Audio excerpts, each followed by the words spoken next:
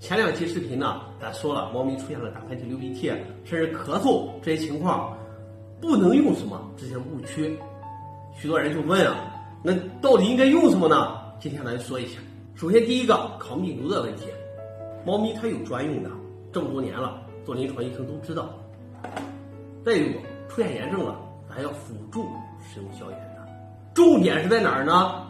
医生来教着咱们怎么去用，因为每只猫咪情况不一样，到底用多少啊？什么时候喂啊？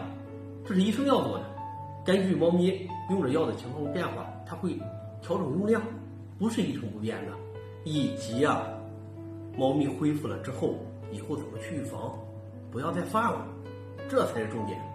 还有一些细节性问题，你像鼻子堵了、有鼻涕，要冲洗一下，怎么冲？给医生教吧。所以归根结底一句话，拿到之后让医生教着用，不要自己去做，这样才能事半功倍。遇上打喷嚏、流鼻涕甚至咳嗽这些呼啸症状不好解决的，跟我说，我来帮着做。